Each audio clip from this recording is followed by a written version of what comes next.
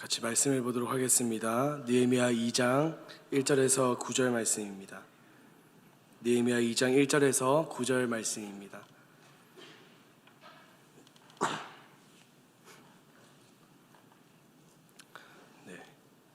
다 찾으셨으면 우리 한 목소리로 함께 읽도록 하겠습니다. 2장 1절에서 9절 말씀입니다. 시작. 아닥사스다 왕 제20년 니산월에 왕 앞에 포도주가 있기로 내가 그 포도주를 왕에게 드렸는데 이전에는 내가 왕 앞에서 수심이 없었더니 왕이 내게 이르시되 내가 병이 없거늘 어찌하여 얼굴에 수심이 있느냐 이는 필요한 내 마음에 근심이 있으리로다 하더라. 그때 내가 크게 두려워하여 왕께 대답하되 왕은 만세수를 하옵소서. 내 조상들의 묘실에 있는 성읍이 이제까지 황폐하고 성문이 불탔사오니 내가 어찌 얼굴에 수심이 없사오리까 하니 왕이 내게 이르시되 그러면 네가 무엇을 원하느냐 하시기로 내가 곧 하늘의 하나님께 묵도하고 왕에게 아뢰되 왕이 만일 좋게 여기시고 종이 왕의 목전에서 은혜를 얻었사오면 나를 유다 땅 나의 조상들의 묘실에 있는 성읍에 보내어 그 성을 건축하게 하옵소서 하였는데 그때 왕후도 왕 곁에 앉아 있었더라. 왕이 내게 이르시되 내가 몇 날에 다녀올 길이며 어느 때에 돌아오겠느냐 하고 왕이 나를 보내기를 좋게 여기시기로 내가 기한을 정하고 내가 또 왕에게 아뢰되 왕이 만일 좋게 여기시거든 강서쪽 총독들에게 내리시는 조서를 내게 주사 그들에게 나를 용납하여 유다에 들어가기까지 통과하게 하시고 또 왕의 삼림 감독 아삽에게 조서를 내리사 그가 성전에 속한 영문의 문과 성곽과 내가 들어갈 집을 위하여 들보로 쓸 제목을 내게 주게 하옵소서 하매 내 하나님의 선한 소리 나를 도우심으로 왕이 허락하고 군대 장관과 마병을 보내어 나와 함께하게 하시기로 내가 강 서쪽에 있는 총독들에게 이르러 왕의 조서를 전하였더니 아멘.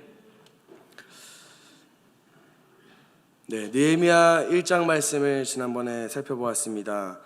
느헤미야는 술관원이었습니다. 황관이었고 그는 정치인이었고 포로 출신이었지만 왕의 채찍근에서 왕과 대면하고 왕의 기분을 살피고 왕의 음식에 독이 들어있는지를 확인하던 성공한 포로 출신의 정치인이었습니다.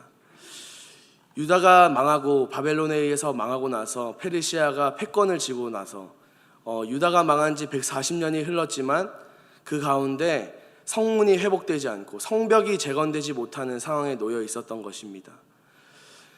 그 사이에 두 번의 포로 귀환이 있었는데요. 첫 번째는 수룹바벨이 인도하는 포로 귀환이었고 두 번째는 에스라가 인도하는 포로 귀환이었습니다. 수룹바벨은 포로가 귀환하자마자 그는 성전을 재건하기 시작했고 에스라는 돌아가서 영적인 부흥운동을 하기 시작했습니다. 이 두 사람이 하는 것은 종교적인 역할, 어떻게 하면 하나님이 이 땅에 영적인 부흥을 일으키실 수 있을까, 어떻게 하면 하나님께 예배를 잘 드릴 수 있을까 하는 영적인 고민들을 하던 것이었습니다. 그리고 오늘 이 느헤미야는 오늘 이 2장 말씀에서 이제 3차로 포로 귀환하는 장면이 등장하는 것이죠. 1절 말씀을 보시겠습니다. 아닥사스다 왕 제20년 니산월에 왕 앞에 포도주가 있기로 내가 그 포도주를 왕에게 드렸는데 이전에는 내가 왕 앞에서 수심이 없었더니 아닥사스다 왕이 제20년 니산월이라는 그 날짜, 그 타임라인을 오늘 기록하고 있습니다. 1장 1절 말씀을 살펴보니까 히가랴의 아들 느헤미야의 말이라 아닥사스다 왕 제20년 기슬르월에 내가 수상궁에 있는데 이렇게 1장과 2장에 겹쳐서 1절 말씀에서 계속해서 타임라인을 말하고 있는 이유가 있습니다. 기슬르월이라는 것은 11월에서 12월 사이를 의미하고 오늘 말씀에 나오는 니산월이라는 것은 3월에서 4월을 의미합니다. 그러니까 이 1장 말씀 느헤미야가 이 기도의 사람이었는데 그가 밤낮으로 금식하고 그 이스라엘의 죄, 그 유다가 범한 죄를 자기의 죄라고 회개하고 그가 언약의 말씀을 붙들고 기도하고 나서 4개월이 흘렀다는 것이죠. 여러분, 한 기도 제목을 가지고 4개월, 여러분 쉽지 않은 기도의 방법이죠. 우리가 어떻게 한 기도 제목을 붙잡고 4개월을 꾸준히 기도할 수 있을까요? 보통 사람들은 일주일도 힘들어하죠. 한 달도 힘들어하죠. 왜 한 달 지났는데 하나님 응답 안 해주시나? 우리의 모습이 그럴 수 있다는 것입니다. 그러나 오늘 느헤미야가 포기하지 않고 계속해서 4개월 동안 기도하고 있는 거예요. 그 4개월의 기도, 그러고 나서 왕이 딱 왔을 때, 왕 앞에 섰을 때 그의 얼굴에 이전에는 수심이 없었다는 거예요. 그가 걱정이 없었고 그의 마음에 근심이 없었기 때문에 얼굴이 밝았는데, 오늘 2절 말씀을 보니까 왕이 내게 이르시되 내가 병이 없거늘 어찌하여 얼굴에 수심이 있느냐? 이는 필연 내 마음에 근심이 있음이로다 하더라. 그때 내가 크게 두려워하여.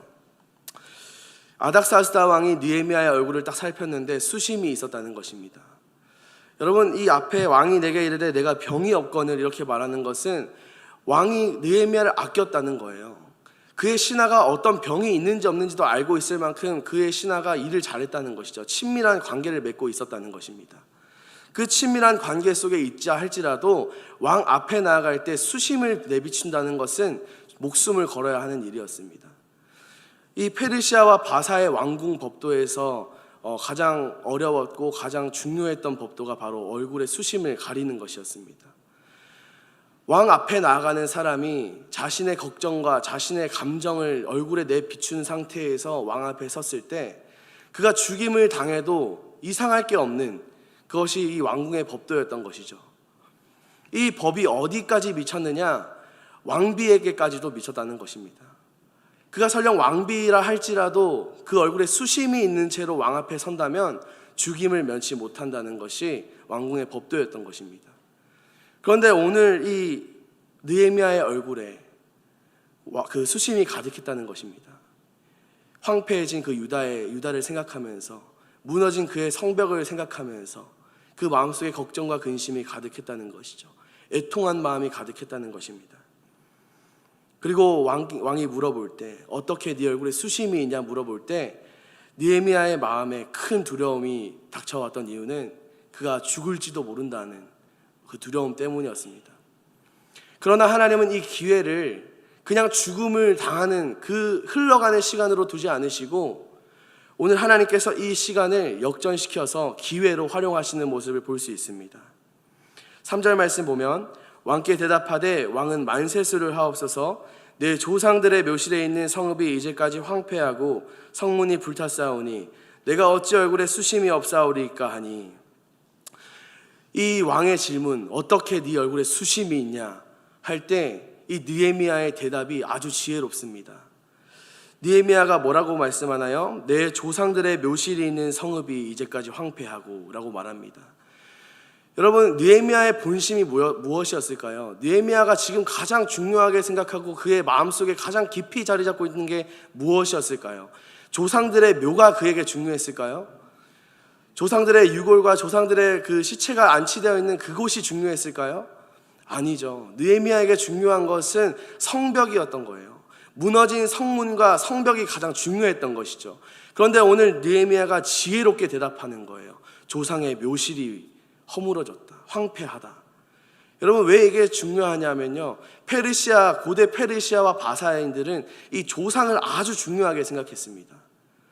뭐가 잘 되면 조상들의 탓, 조상들 덕분에 이 조상들이 그들을 지키고 보호하고 모든 것이 조상들에 의해서 흘러가는 이 문화 풍습이 이들 가운데 있었다는 거예요. 그래서 이들에게 조상의 묘실이 황폐해졌다는 것은 자신의 목숨보다 지금 중요한 부분이 무너졌다는 것을 의미하는 거예요. 그래서 느헤미야가 아주 지혜롭게 대답하는 것입니다. 조상들의 묘실이 무너졌다, 그리고 성문이 허물어졌다, 황폐해졌다라는 것을 대답하니까 왕이 마음을 여는 것이죠. 여러분, 이 지혜로운 대답, 이 담대함이 어디서 나왔을까요? 왕이 네 얼굴에 수심이 어디 있냐 했을 때 그의 마음에 크게 두려움이 있다 했는데, 그 두려움을 누를 만큼, 그리고 이렇게 지혜롭게 대답할 만큼 그에게 그 담대함이 어디서 나왔을까요? 느헤미야 그 자체의 본성이 담대했을까요? 아니죠. 그의 마음속에, 그 기도하는 사람의 마음속에 하나님께서 이끌어 가시고 하나님께서 책임지신다는 그 응답의 마음, 그 담대함이 거기서 나오는 것이죠. 기도하는 사람에게는 언제나 담대함이 있는 것입니다. 그리고 4절 말씀 보니까 왕이 내게 이르시되 그러면 내가 무엇을 원하느냐 하시기로 내가 곧 하늘의 하나님께 묵도하고 하고 나옵니다. 왕이 물어보는 거예요. 네가 무엇을 원하니? 너 뭘 원하니? 왕이 마음을 열기 시작하는 것이죠. 여러분, 이 질문에 우리라면 어떻게 대답했을까요? 생각해보지 않고 이때까지 그냥 딱 마음에 품었던 것들을 막 말하기 시작하겠죠. 그런데 오늘 느헤미야의 이 반응이 아주 중요합니다. 내가 곧 하늘의 하나님께 묵도하고 하고 나오는 것입니다. 여러분, 이 묵도한다는 것은 우리가 아는 그냥 묵상 같은 수준이 아니에요. 이 묵상, 그냥 고개를 숙이고 어떻게 말할까라는 생각하는 정도가 묵도가 아니라는 거예요.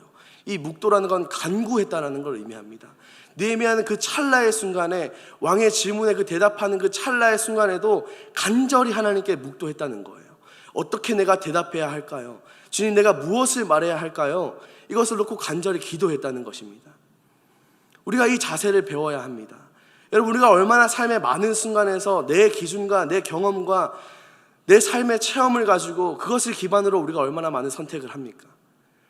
그러나 오늘 느헤미야는 그렇지 않습니다. 느헤미야는 그 수많은 선택, 가장 결정적인 순간에, 가장 아무 볼일 없을 보이는 그 순간에도 기도하고 하나님께 묵도하고 대답하는 것을 우리가 오늘 말씀을 통해서 볼 수 있습니다. 그렇게 묵도하고 대답합니다. 5절부터 7절 말씀인데요, 이 5절부터 7절 말씀은 느헤미야가 생각했던 것, 느헤미야가 필요하다고 생각하는 것들을 말하는 것입니다. 자, 읽겠습니다. 왕에게 아뢰되 왕이 많이 좋게 여기시고 종이 왕의 목전에서 은혜를 얻어 싸우면 나를 유다 땅 나의 조상들의 묘실에 있는 성읍에 보내어 그 성을 건축하게 하옵소서 하였는데, 그때 왕후도 왕 곁에 앉아 있더라. 왕이 내게 이르시되 내가 몇 날에 다녀올 길이며 어느 때에 돌아오겠느냐 하고 왕이 나를 보내기를 좋게 여기시기로 내가 기한을 정하고, 내가 또 왕에게 아뢰되 왕이 만일 좋게 여기시거든 강서쪽 총독들에게 내리시는 조서를 내게 주사 그들에게 나를 용납하여 유다에 들어가기까지 통과하게 하시고. 여러분, 왕의 마음을 열었던 것은 기도였습니다. 느헤미야는 1장부터 이 1장 11절부터 제가 읽겠습니다. 주여 구하오니 귀를 기울이사 종의 기도와 주의 이름을 경외하기를 기뻐하는 종들의 기도를 들으시고 오늘 종이 형통하여 이 사람들 앞에서 은혜를 입게 하옵소서 하였나니 그때 내가 왕의 술관원이 되었느니라. 느헤미야가 1장에서부터 기도했습니다. 1장에서부터 기도했다는 말은 무엇이죠? 느헤미야가 4개월 동안 기도했다는 것입니다. 그리고 그 4개월간의 꾸준한 기도, 포기하지 않고 낙심하지 않는 그 기도의 응답이 오늘 2장에서 나타나는 것입니다. 시작되는 것이죠. 왕에게 계속해서 아뢰입니다. 여러분, 수심이 가득한 얼굴로 그가 죽을 수밖에 없는 그 상황에서 그가 왕에게 아뢰기 시작하는 거예요. 여러분, 이 왕 앞에서 이 짧은 순간에 자신이 필요한 것을 조목조목 말할 수 있는 사람이 몇 명이나 될까요? 이 4개월의 시간이 느헤미야에게는 버려지는 시간이 아니었던 것이죠. 이 4개월의 시간 동안 왕과 느헤미야가 계속 붙어 있었던 것이 아닙니다. 이 당시 이 아닥사스다 왕은 이 4개월 동안, 이 겨울 동안 그는 바벨론 지역에 있는 땅으로 가 있다가 다시 돌아온 거예요. 그러니까 왕과 함께 있을 시간이 없었던 거죠. 기도하고 이제 왕에게 말해야 되나 말아야 되나 고민하고 있는 느헤미야에게 그 옆에 왕이 없었던 거예요. 그러니까 느헤미야에게는 이 시간이 허송세월일 수 있었다는 것이죠. 느헤미야에게는 그냥 흘러가는 시간일 수 있었다는 것입니다. 믿지 않는 사람, 기도하지 않는 사람에게 이 4개월의 시간은 버려지는 시간일 수 있었다는 것입니다. 그러나 느헤미야는 준비했습니다. 그 시간을 준비하고 기도했습니다. 기다렸습니다. 하나님을 신뢰했습니다. 그리고 오늘 이렇게 말하는 것이죠. 그가 필요한 것이 무엇인지, 그가 기도하면서 하나님께서 주신 지혜가 무엇인지를 조목조목 말할 수 있었던 것입니다. 그리고 8절 말씀을 보니까 또 왕의 살림 감독 아삽에게 조서를 내리사 그가 성전에 속한 영문의 문과 성곽과 내가 들어갈 집을 위하여 들보로 쓸 제목을 내게 주게 하옵소서 하매 내 하나님의 선한 손이 나를 도우심으로 왕이 허락하고. 왕이 허락했는데 왜 허락했냐? 느헤미야가 너무 조목조목 잘 말해서 허락했는가? 아니라는 것입니다. 느헤미야가 친밀한 관계를 유지해서인가? 아니라는 거예요. 느헤미야가 똑똑해서 지혜로워서 그가 착해서가 아니라는 거예요. 그가 뭔가를 했기 때문이 아니라는 거예요. 그가 기도했을 때 하나님께서 하나님의 선한 손이 그를 도우셨기 때문에 왕이 허락했다는 것입니다. 하나님의 선하다는 것은 무엇이냐? 우리의 선하다는 것과 동일시해서는 안 됩니다. 여기서 영어에는 굿이라고 나와 있지만 우리에게 굿이라는 개념의 그 선한 정도가 아니라는 거예요. 우리에게 좋은, 우리에게 선한 것이 아니라 하나님 보시기에 선하다는 것은 완전하다는 것을 의미합니다. 우리가 로마서 8장 28절에서 무엇을 고백하죠? 하나님을 사랑하는 자, 그 뜻대로 부르심을 입은 자에게 모든 것이 합력하여 선을 이룬다고 말씀하고 있습니다. 그 선도 똑같은 것이죠. 우리에게 하나님이 하시는 모든 것, 하나님을 사랑하는 모든 사람이 하는 것은 그 당시에 그 순간에는 실패 같아 보여도, 그 순간에는 허송세월 같아 보여도 모든 것이 합력해서 하나님의 완전한 일로 하나가 된다는 것을 의미하는 것이죠. 오늘 느헤미야가 그 일을 경험하고 있는 것입니다.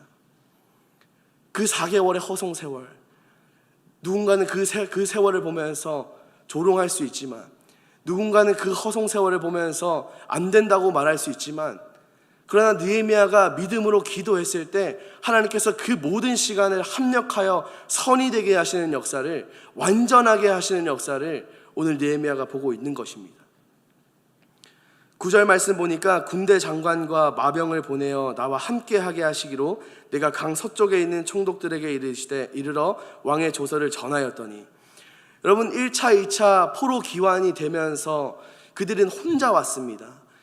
누구의 호의가 있었던 게 아니에요. 그냥 그들은 그들 스스로 왔어요. 1차 포로 기환 그 성전 재건을 위해서 돌아올 때도 그랬고, 2차 그 이스라엘의 영적 부흥을 위해서 돌아올 때도 그랬고, 그들은 혼자 왔습니다. 그들 스스로 알아서 왔어요.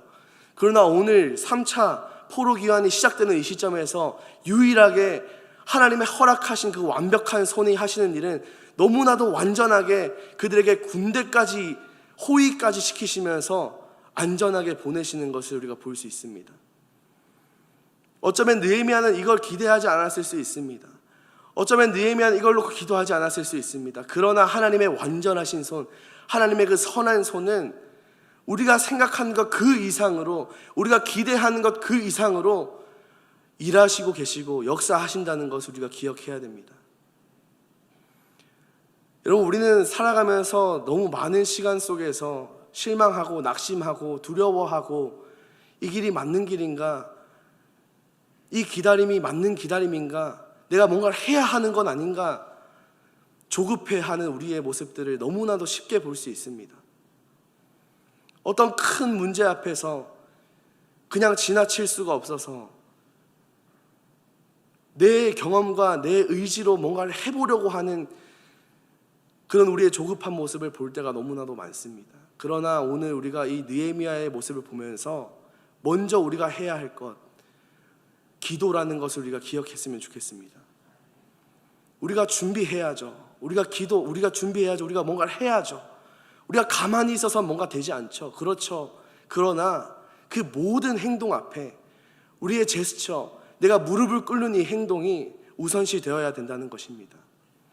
어떤 중고등부 학생들은 이렇게 생각합니다. 내가 시험 공부 안 했는데 기도하면 하나님이 100점 맞게 해주시지. 그래서 시험 100점 맞게 해주세요. 기도하면 하나님이 100점 안 맞게 해주시죠. 당연히. 제가 그랬었습니다. 그러나 공부해야죠. 기도했다면 공부해야 되는 것입니다. 이 균형이 잘 맞아야 되는 것이죠.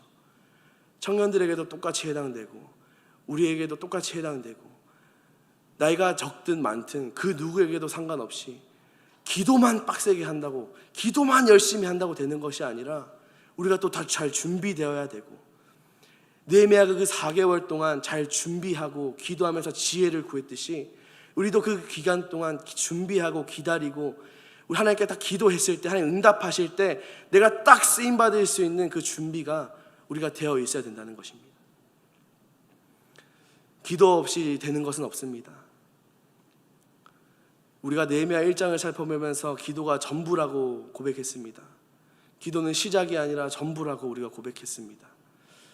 오늘 이 2장을 시작하면서 느헤미야의 그 응답의 시작을 우리가 함께 보면서 여전히 기도가 전부이고 내 모든 행동 앞에 우선시 되어야 할 것이 기도임을, 그냥 흘러가는 일상 속에 시간이 없음을, 하나님 안에서 기도하는 사람의 그 모든 시간들은 의미 없는 시간이 없음을 우리가 기억했으면 좋겠습니다.